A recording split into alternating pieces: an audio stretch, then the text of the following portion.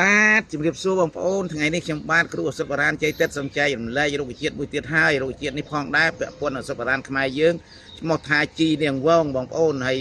សំប្រកបនៅរដូវរំហើយនេះបងប្អូនយកទៅប្រើព្រោះរុក្ខជាតិនេះឱសថនេះវាជាឱសថបញ្ចេញញើសបងប្អូនដូចជាផ្ដាសាយគ្រុនផ្ដាសាយអញ្ចឹងរាកមូលហើយកបនឹងសន្លាក់ឆ្អឹងផងដែរបងប្អូនណាហើយដើម្បីកុំឲ្យខាតពេលវេលាយូរសូមបងប្អូនទៅទស្សនាវីដេអូរបស់ខ្ញុំបាទដូចតទៅសូមអញ្ជើញបងប្អូនបាទបងប្អូនថ្ងៃនេះខ្ញុំបាទគ្រូអសុបរានជ័យទឹកសូមចែករំលែករុក្ខជាតិមួយទៀតហើយប្រភេទស្មៅបងប្អូនដោយសារខែនេះវារដូវរំហើយដូច្នេះមានការសំណូមពរពីខមមិនចូលពីបងប្អូនយើងហើយនឹងលោកគ្រូនឹងចែករំលែកពីរុក្ខជាតិមួយទៀតពាក់ព័ន្ធនឹងស្មៅជីនាងវងបងប្អូនហើយជីនាងវងនេះផងដែរបងប្អូនណាជាឱសថមួយដែរសម្រាប់ប្រើប្រាស់នៅសុខភាពបងប្អូនដូចជាឱសថបញ្ចេញញើសចឹងនៅពេលរដូវរំហើយដូចខ្ញុំកំពុងនិយាយនេះគឺរដូវរំហើយយើងហើយដូច្នេះលោកគ្រូលើកបង្ហាញជីនាងវងនេះជាឱសថបញ្ចេញញើសបងប្អូនហើយវាស្របនៅរដូវកាលនេះដែលលោកគ្រូលើកមកវាស្របនៅរដូវកាលរំហើយនេះតែម្ដងណាបងប្អូនណាដូច្នេះយើងមើលទៅមានប្រយោជន៍សម្រាប់សុខភាពបងប្អូនចឹងនិយាយចឹងណាបងប្អូនហើយជីនាងវងនេះបងប្អូនណាវាកបនឹងជំងឺផ្ដាសាយបងប្អូនហើយឈឺក្បាលជីនាងវងនឹងវាកបនឹងជំងឺផ្ដាសាយពេលរដូវខែរងាខែរំហើយអញ្ចឹងបងប្អូនមើលទៅយកចិត្តទុកដាក់ទៅអាចយកទៅប្រើទៅនឹងក៏ប្រសើរហើយជំងឺនេះហើយចង់និយាយថាបងប្អូនបើសិនណាយកជីនាងវងទៅប្រើប្រាស់ហើយបងប្អូនជួបនឹងការផ្ដាសាយឈឺក្បាលហៀសម្បោអាក្លែកអាក្លាក់អញ្ចឹងបងប្អូនប្រើជីនាងវងពី10ទៅ15ក្រាមដាំទឹកពិសាទទួលទានណាបងប្អូនយកស្រស់នឹងក៏បានយកស្ងួតក៏បានបងប្អូន50ស្ពូនហើយដាំហូបក៏បានចង់និយាយចឹងណាបងប្អូនហើយហ្នឹងកបជំងឺផ្ដាសាយបកែណាបងប្អូនប៉ុន្តែលោកគ្រូផ្ដាំបងប្អូនផងថែមទាំងងូតទឹកក្តៅមួយថ្ងៃ3ដងផងបងប្អូនដល់2 3ថ្ងៃបាត់ហើយការផ្ដាសាយឈឺក្បាលនៃរដូវបង្ហើយខែនេះបងប្អូនជារដូវបង្ហើយចាស់បុរាណគេថាជារដូវបង្ហើយជាចុងឆ្នាំធ្វើឲ្យយើងរងាផ្ដាសាយផ្ដាសាយខ្លាំងតែម្ដងឆ្នាំហ្នឹងអ្នកខ្លះវាផ្លាស់ប្ដូរនៅរដូវកាលចង់និយាយចឹងបងប្អូនហើយទី1បងប្អូនណាទី2ចុកច្អល់ក្នុងកាពះហើមពោះអីក៏ត្រូវដែរជីនាងវងនឹងបងប្អូនហើយបងប្អូនហាលហើយបើហាលកុំហាលថ្ងៃក្តៅប្រភេទតនជាតិចឹងបងប្អូនណាហាលក្តៅអែឬក្នុងលុបខ្យល់ហើយបងប្អូនយកទៅសាទៅ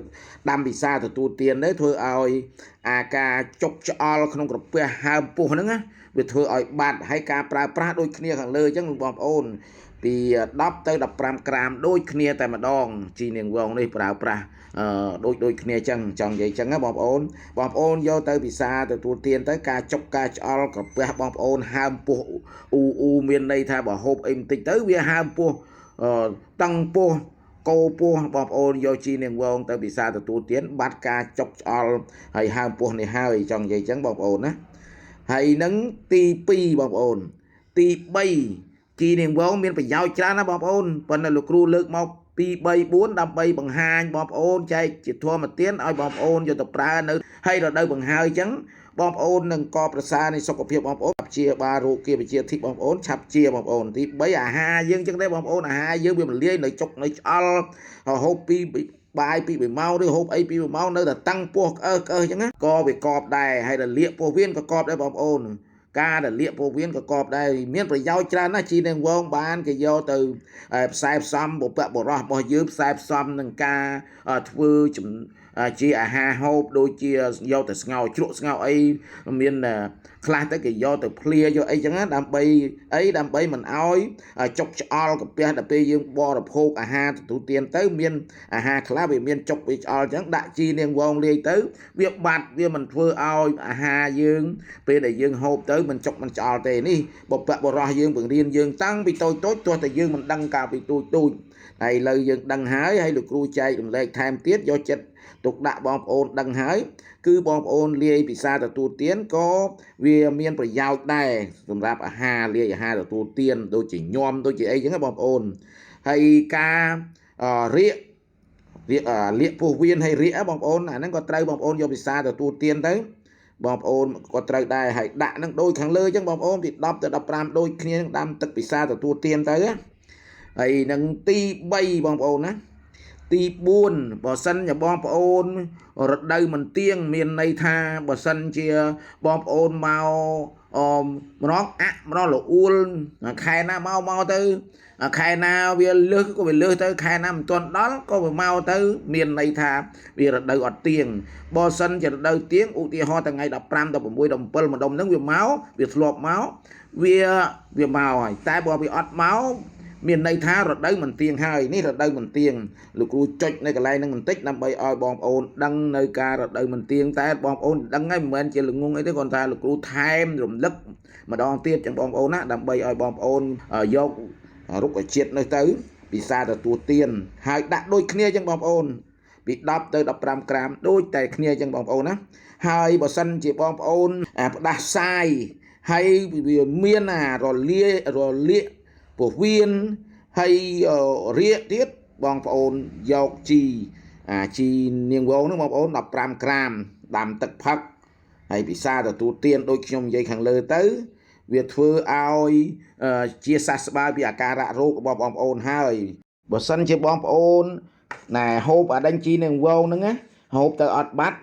បើនៅតែមិនបាត់បងប្អូនដាំសាថ្មីបងប្អូនហើយដាក់ជីនាងវង12ក្រាមម្ដងអញ្ចឹងណាបងប្អូនហើយយកមើមក្រវាញជ្រូក15ក្រាមដាំលាយគ្នាបងប្អូនមើមក្រវាញជ្រូកហ្នឹងបងប្អូនហាលឲ្យស្ងួតក៏បានហើយបងប្អូនទុកឲ្យស្រស់ក៏បានហើយជីនាងវងអញ្ចឹងដែរបងប្អូនដាំពិសាលាយជាមួយគ្នាទៅហើយដាំពិសាឲ្យងូតទឹកផងងូតទឹកក្តៅអ៊ុនៗណាបងប្អូនហើយការចុកការឆ្អល់ហ្នឹងបើសិនអត់ម៉ាត់ចង់និយាយអញ្ចឹងបងប្អូនហើយបើសិនជាបងប្អូនស្ដាប់ហើយនឹងមើលឃើញក្នុងវីដេអូរបស់ខ្ញុំបាទថាមានប្រយោជន៍សម្រាប់ឱសថនៅរដូវរំហើយនេះជាឱសថជីនាងវងនេះប្រយោជន៍ច្រើនសម្រាប់សុខភាពបងប្អូនចុច like ចុច share ឲ្យខ្ញុំបាទម្នាក់មួយបងប្អូនដើម្បីលើកទឹកចិត្តលោកគ្រូឲ្យលោកគ្រូដាក់ផ្ដិតរូបភាពថ្នាំណាដែលបកកែនៅក្នុងភពផែនដីនៃចក្រវាឡកម្ពុជាយើងនេះបងប្អូនហើយទី1ទី2បងប្អូនមើលបានមុនគេពេលបងប្អូនចុច like ចុច share ចុច subscribe បងប្អូនវាអត់មានខាតប្រយោជន៍ឲ្យបងប្អូននេះគាត់ចុច like ចុច share ឲ្យខ្ញុំមួយទៅហើយលោកគ្រូមានទឹកចិត្តដើរផ្ដិតជូនហើយនឹងបំរើសុខភាពបងប្អូនហើយនៅជាចុងក្រោយនេះខ្ញុំបាទគ្រូឱសថបុរាណជ័យទឹកសូមព្រះអរិយបុគ្គលក្នុងលោកដែលតាមថែរក្សាបងប្អូនសូមឲ្យបងប្អូនបានសុខបានចម្រើននៅក្នុងក្រុមគ្រួសារម្យ៉ាងទៀតសូមឲ្យទេវតាមានរុក្ខទេវតាឋានទេវតាទាំងឡាយមកថែរក្សាបងប្អូននិងក្រុមគ្រួសារឲ្យមានសុភមង្គលរៀងខ្លួនម្យ៉ាងទៀតសូមឲ្យពរ4ប្រការគឺអាយុវណ្ណៈសុខៈពលៈកំបីគ្លៀងគ្លាតឡើយគណៈពេលនេះខ្ញុំបាទគ្រូឱសថបុរាណជ័យទឹកសូមគោរពសូមជម្រាបលា